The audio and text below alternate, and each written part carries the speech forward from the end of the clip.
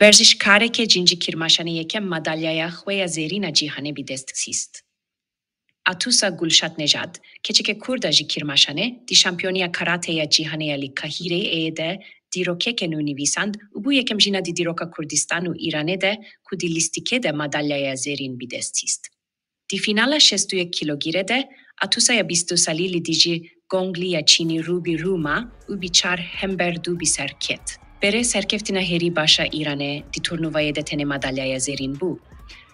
Le Atusa, kudu madalya zerinin Asya'yı u madalya zerine velatin İslami hene, rekor şikandu madalya zerin bidestkist.